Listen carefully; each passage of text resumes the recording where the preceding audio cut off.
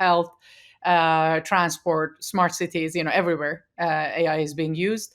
So agriculture and food is no exception.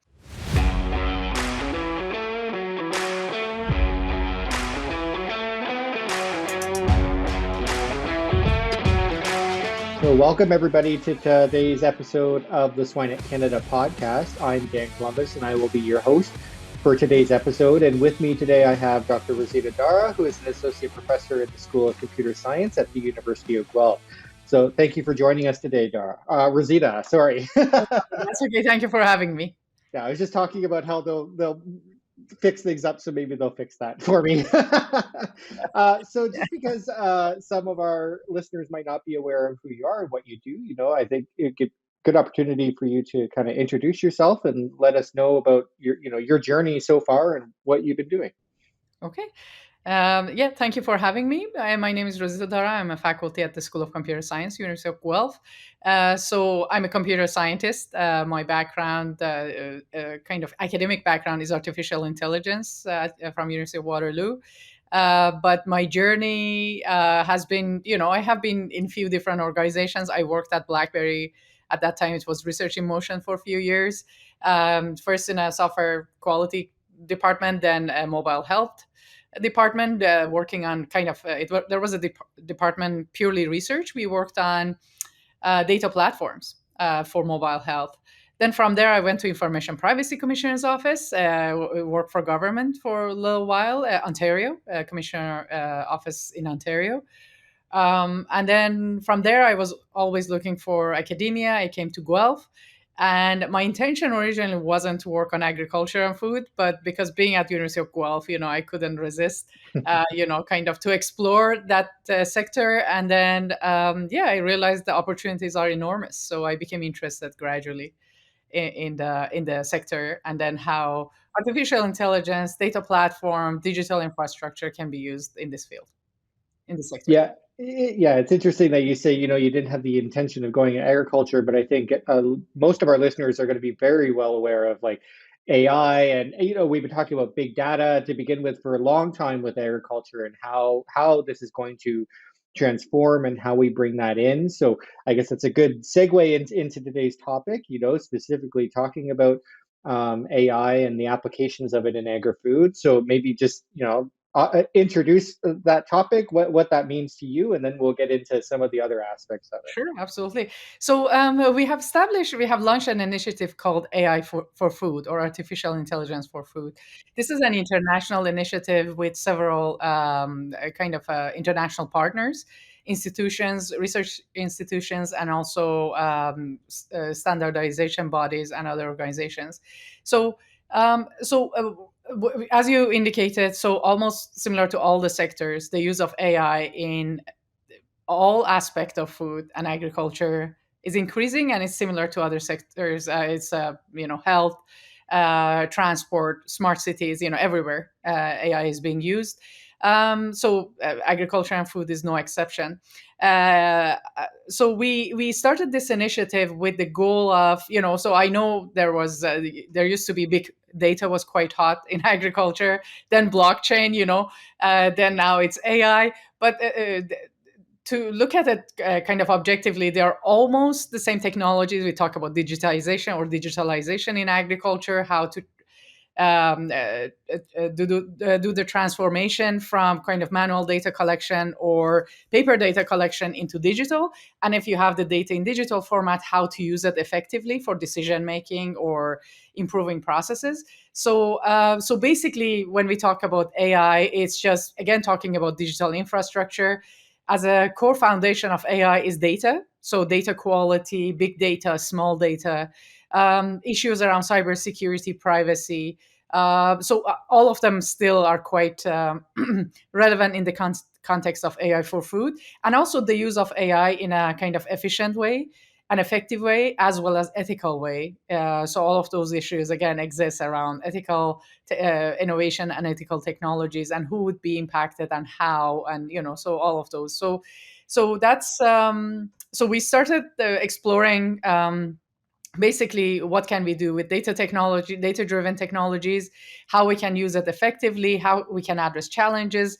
and also slow adoption of these technologies in agriculture in particular, and to some extent in food. But I think agriculture, compared to other sectors, the adoption of these technologies have been quite slow. So we wanted to look at opportunities, which we have been talking about opportunities for many years, but then now how can we operationalize it? That's an absolute that part has been quite slow. So this initiative basically tries to tackle everything. I mean, if possible, or some of the issues that is slowing down adoption in the sector. Yeah, so that's how we got into it, and so we are just looking at various issues that is impacting adoption, and existing solutions and hurdles, and then with whom we can build partnership to kind of tackle those kind of hurdles or issues that are currently existing.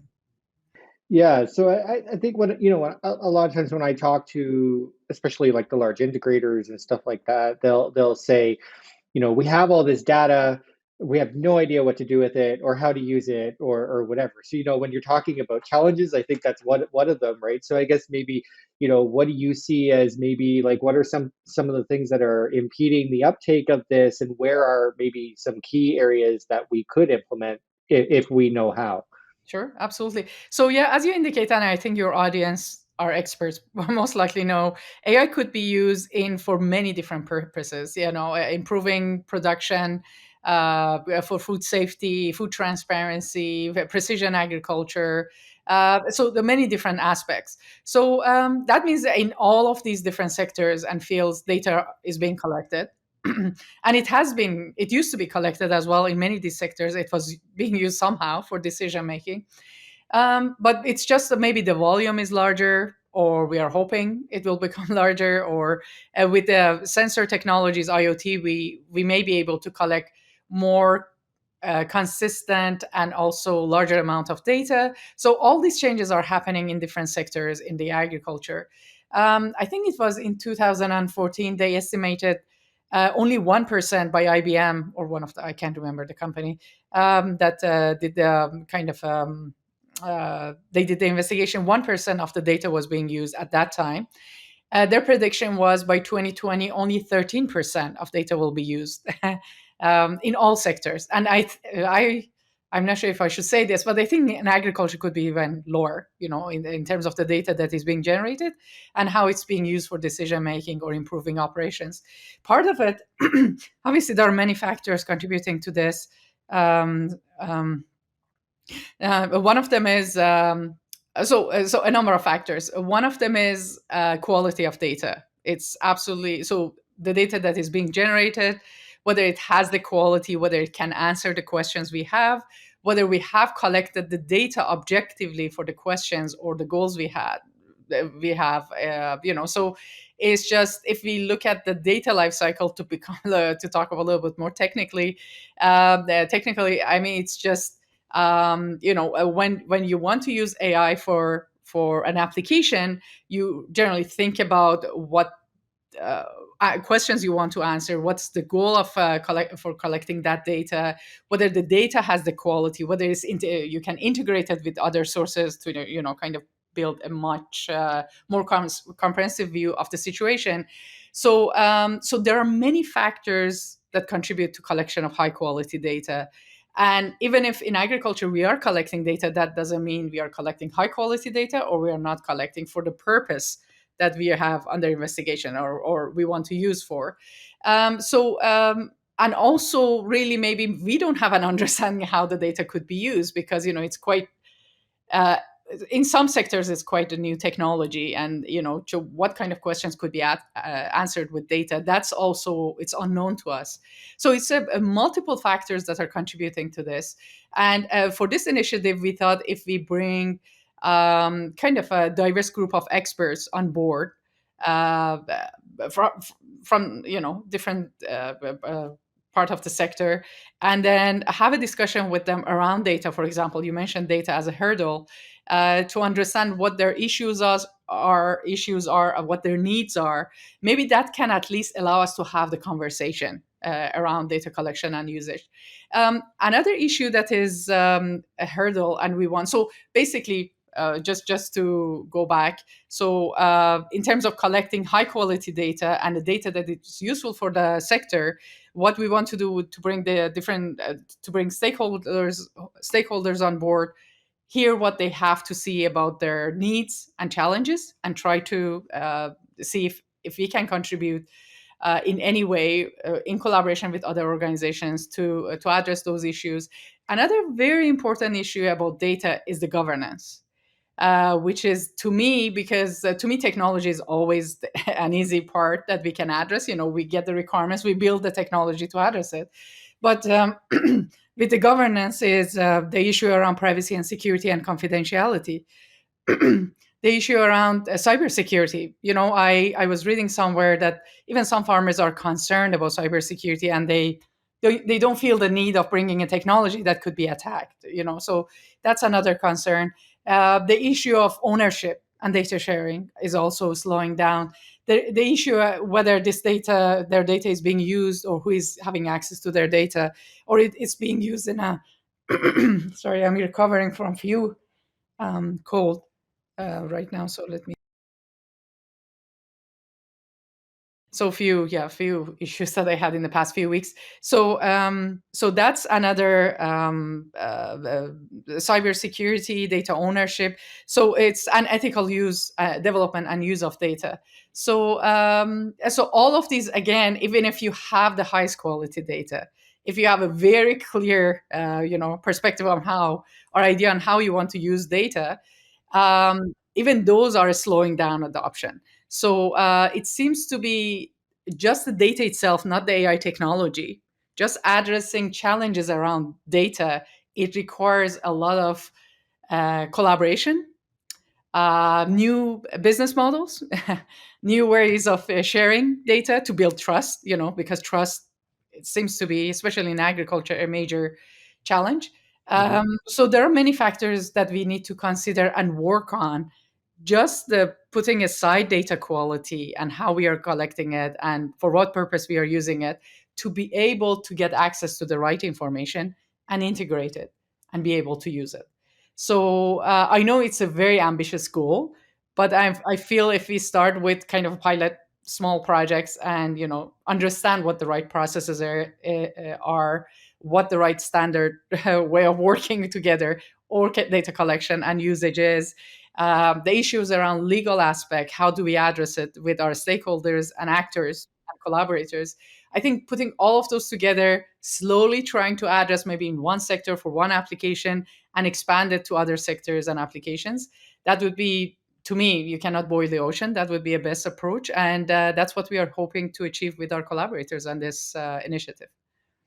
Yeah, so it's you bring up the threats and some of these other issues that are coming up. I think that's very clear to a lot of people, with the conversations around like Chat GPT and stuff like that that have come out, where it's like, oh, whoa, let's slow down here. What's going on, right? So I think it's the same type of thing that comes up. So I guess that, what would be some of those potential solutions or initiatives that you would be looking at to address those concerns when it comes to privacy and ethics and issues around those.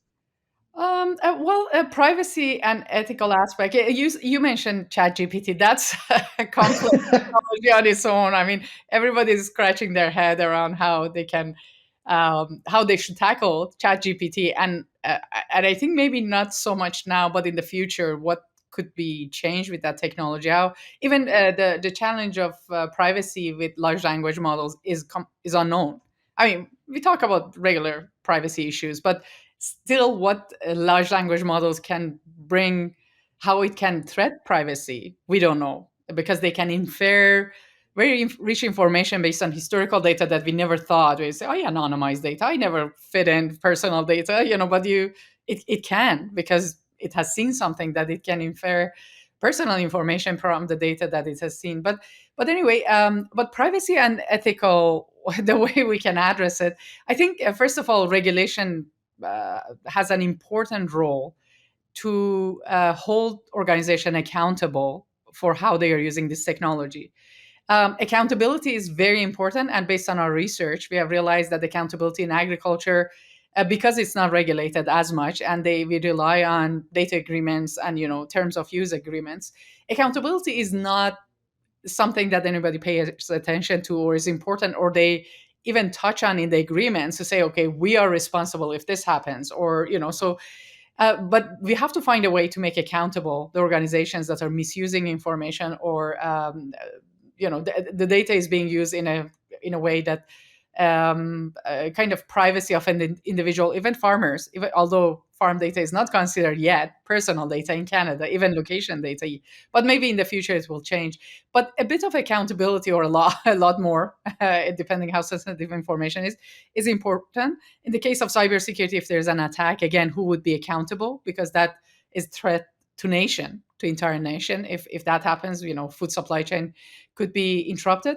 Hmm. Also, transparency, we feel, in the context of agriculture, is quite important. Transparency is low.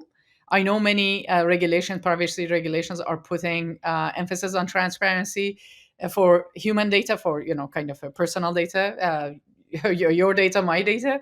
But could it be transferred to agriculture data? That's a different story. So I think that's also important, and at least raising awareness to ask about accountability and transparency. On privacy, I think many new technologies are being developed because of the regulations.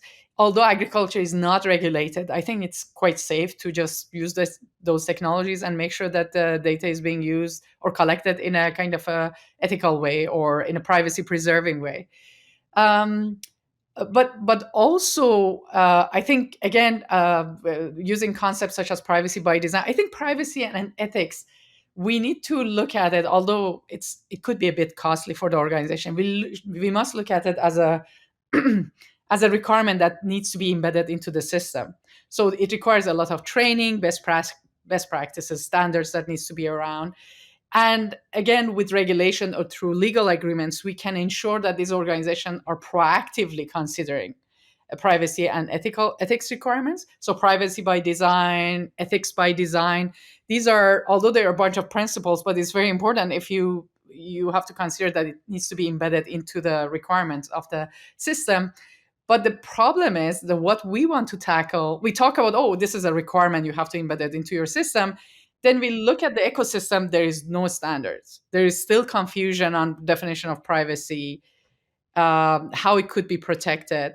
Still, privacy is a little bit more established because many organizations and government has been looking at it for a while. Just ethics is in a complete confusion. What is trustworthy AI? In what cases do we need explainable AI? In safety, obviously, on its own, whether AI is performing the task it should, and then whether safety features are embedded into those tools, whether the AI system is human centric. In almost all the sectors, human centric AI is ignored. In agriculture, is magnitude of almost 100% ignored, and maybe that's contributing to lack of to limited adoption or slow adoption. So our role as researchers is just look at the best practice, look at what the threats are, because usually privacy and ethics are approached from risk perspective. So if you want to tackle it, you first identify the Yep. risks. I think the role of academia would be identify the risks of ethical issues, privacy issues, cybersecurity, just name it, and then look at the existing best practices, see whether they can be applied to agriculture and how they can be applied, and what are the actors and stakeholders. Again, it when we talk about governance, it's quite complex because you have to think about the people, you have to think about processes, you have to think about technologies. So we have to bring all of those together and then start developing consistent concepts around kind of these issues, define them well, and then look at the best practices that we need to develop or standards that exist that could be used in agriculture, and gradually move towards saying these are the recommendations, these are the best practices, these are the technologies. So it requires a comprehensive effort and a lot of collaboration to make it happen. Again, it's not one of those you don't develop an algorithm in your home, in your office. It's governance. So you have to bring people on board, you have to put processes in place, you have to identify the risk, and you have to look into the solutions. Yeah, so is it just like you mentioned you don't do it in your home. So I was gonna say, like a lot of these companies are they're probably gonna have some kind of privacy, you know, rules or something in place, right, to protect the data from their production and stuff like that. Is that not something that can be incorporated, or you really think it's that kind of maybe national standard that's going to be needed to move forward on Well, this? I think companies they don't see the need, depending on what sector of agriculture you're talking about. So if we talk to farmers, we have talked to many of them. They say cybersecurity isn't important for us. Our data is not that valuable. If that's the perception, the companies are not going to pay attention either, right?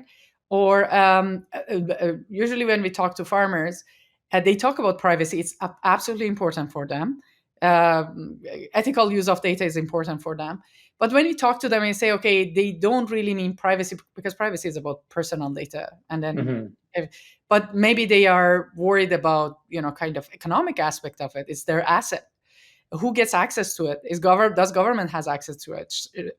Are I mean, do bad actors have access to it? So it seems that their issue is something else, but it's reflected as privacy, or So I think it's important to understand what the concerns are, and I think quite a bit of research has been done in that area. So that part is not new, but we have to look at it. Okay, have a solid collection of concerns and issues, look at different ways how we can raise awareness about these issues among all Hmm. the stakeholders who are impacted. And then still even, you mentioned LLM and privacy threats is quite new for almost the entire industry, for the entire, all the nations, so yes, we find a solution for one, privacy in one aspect, and then we realize, oh no, it doesn't work with other technology. So the technology aspect has to constantly evolve as well. So we need to be innovative in that area, and as well. So I think it's a continuous work, but the more foundational work needs to be done in agriculture sector, especially. And food is a little bit unknown because there are we have to interview companies, and but how much they are Hmm. aware, how much they're protecting data, how much they comply with the legal agreements, we will have to see. So that will be part of our research. Yeah, it surprised me a little bit that, where if you get comments like, "Oh, our data doesn't matter," or whatever, and they don't work, and make getting them to recognize that might be a challenge because it's like, well, you might not think your data is important or whatever, but if you don't have access to it, then you'll realize how important it actually was, right? Like, Yeah, no, they're worried about ransomware yeah. attack. They think so, but also I think the issue, maybe the data for one farm is not valuable, even to the Mm, attacker, but getting to the system and getting through that system to other systems, and then kind of putting the entire infrastructure under attack. I think that's because you usually, for one this type of vulnerabilities, you just find one way to get into the system, and it could be right. one farm, or it's so the threat is much larger. But even from privacy perspective, or they call it privacy, it could be the business model and who gets access to it, and they are not getting the benefit. We need to work on new business models to just build the trust and say, okay, you're getting benefit from my data. I want to get, this is my asset. I need to benefit from that information as well. So I think that requires new business model, and that's also one of the objectives. I mean, not something that I can will be able to address, but my colleagues in economics and other fields would be able to tackle it. Right. So you mentioned this initiative multiple times. So I'm assuming it's something a little bit more formal than this. This is just your area. So, is if companies or individual farmers or whatever they want to get involved, how would they go about doing that with you? Yep, this initiative will be launched next year. Okay. I mean, a few weeks. So yeah, so we are not that far away from the holidays, and then after that, it will be launched. It is with another international organization. We will announce it at that time, and so we just for governance, because our focus will be technology as well. For example, University of Guelph, and also some of our partners, they have kind of research stations, commercial farms that farms that can be used for commercial purposes. I think they're changing those to test beds for agriculture technologies. So we want to tackle technical aspect as well, robotics, and even AI. Building more efficient algorithms, building algorithms that with either the large language type models or more sophisticated AI architectures that can learn data and memorize data for a long time, to make them more efficient. So those definitely are part of this initiative. And then testing them, making sure they're safe, they're reliable, so those ethical AI aspects as well. But it was extremely important for us that this initiative is cross-jurisdictional, I mean, multi-jurisdictional, just because of the governance issues. Because as you can imagine, you have a company that collects data and you think my data resides in Canada.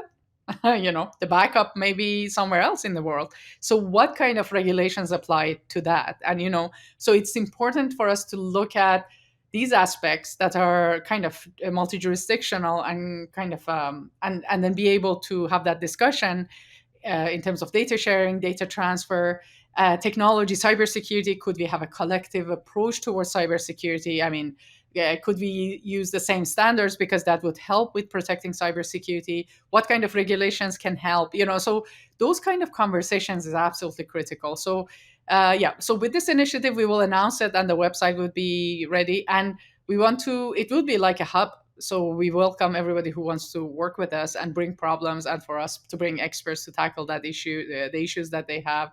And I don't think at this stage we can work in isolation, especially when it comes to governance and data quality.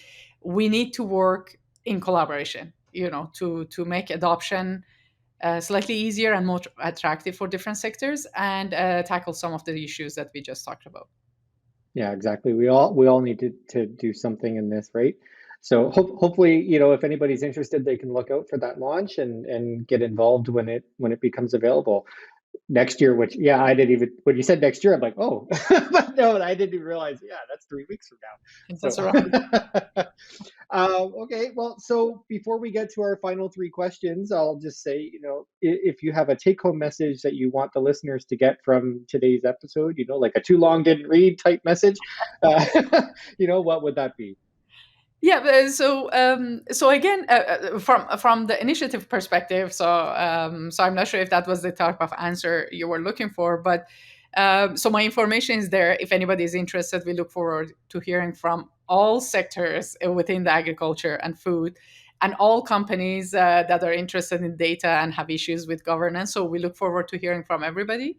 But the take home message from what I have learned so far, I think we need to start one of the maybe one of the solutions that can help expedite some of the issues that exist around adoption, lack of trust, and governance when it comes to agriculture is education, and data literacy and technology literacy. Because I think that would help us better protect our infrastructure data. That will help us trust the technology even more, because some of the comments we sometimes hear is just, it's not very realistic. I mean, the technology is not that smart yet to be on its own to be unethical or misuse data, and so I think the education aspect is very important. It will help to ask the right question, to take the right action. The issue of accountability and transparency could be asked to be addressed when we deal with technology. So we think one of the hurdles currently is around education and literacy, in especially in agriculture, and then maybe even other kind of sectors in agri-food, or maybe food more specifically, but agriculture, that's an issue. So this initiative and collaboration with university perhaps can address that gap around digital and technology literacy. Okay, great. It's time for our famous three. So before I let you go, we have three questions that we ask all our guests. So the first one, well, maybe you can expand this. We generally ask for your favorite swine-related resource, but we can expand that to agri-food or AI if you want. So what would be an area-specific resource that kind of you always go to? So being a computer scientist, I think um, there are several initiatives around the world that I find they have been a bit more proactive, maybe in Europe specifically, or some international organizations So some of the research institutions in Europe, I usually go and check and say what what their new workshop or what their new conferences and efforts are. So in Italy, Netherlands, and a few other ones. I also look at, for example, CGIAR, which is a kind of a standardization or kind of international initiative around the globe. They focus at some point on data a lot and data quality, although it hasn't been very successful, but they were quite proactive in understanding limitations around data quality. So I look at international initiatives around the world that are focusing on agriculture and food and technology. Some of them are focusing gradually more and more on technology. I also look at EU Commission, for example, they have a code of conduct around ethical use of agriculture data. Again, I think Europe has been quite proactive. And through CGIAR's support, some of the African countries have been proactive. So I usually look at those and say, look and see where we are standing in Canada in terms of how, what policies or procedures or initiatives we have around agriculture and technology. Yeah. Yeah. Yeah, no, that sounds great. So the next one, this is open to anything, a book recommendation or something, that you would recommend outside of AI and agriculture and all the other stuff. So this could be anything that you just kind of want to throw out there. Somebody put this on your to read list. Oh, that's a tough one. Have you been reading books? I mean, do we have time to read books? I read once in a while, yes, not as much as I would like, but yeah. Uh, that's a tough one. So, what book I have been reading? It was I taught a course on computational intelligence, so that was what I was reading. That's okay. So yeah, our last question, maybe it'll be a little bit easier. So when you look back at, pretty successful leaders that you've noticed in your career, or mentors, or agri-food leaders, what is a characteristic that you think sets the good ones apart from the not so successful, maybe? Yeah. So what I look at the role of academia. So I have had many good mentors throughout my career. I told you it was quite diverse, from University of Guelph to Waterloo, then to BlackBerry or Research in Motion, as it was growing at that time. It was growing almost by the minute, and then from there to Information Privacy Commissioner's office. So I've had amazing mentors, and I learned from them, throughout my career. Um, but what I think our role in academia, unfortunately, sometimes I feel it has changed quite a bit from as our role as mentors. For students, because of the pressure around research and initiatives and funding that has changed. What I value people most still in academia, they have tried, although their extreme busy schedule, they have tried to remain as consistently to try to remain as mentors for the students and train them for a very competitive kind of life that they have and a journey they will have, especially being in technology, uh, to uh, to to really work with them to understand that ethical aspects, some of the human values that we have, is absolutely critical, especially with the new technology and AI and how it could be misused. So for those colleagues who still have that ethical feel that ethical obligation to train the students that way, I have huge respect, and there are many of them. I cannot name one person, Hmm. but I have huge respect for them because that's something we need, Yeah. especially with development of technology and how the world is constantly changing. We need to train skills in the future that are more ethical and be able to look at the situation from ethical perspective and human values and make decisions that are right for not just for themselves and the company, but for a larger group of people and community and those sorts of things. So I think that's our primary. I hopefully we can keep that as our primary role. Yeah. No, that's good. Definitely a different one than we normally get. So Yeah. I like that. Yeah, but something to consider. So, well, that brings us to the end of this episode. So I'll thank you again for coming on and joining us, and I'll encourage everybody again to look out for the initiative and get involved if they are interested in doing that. So, thank you for coming on.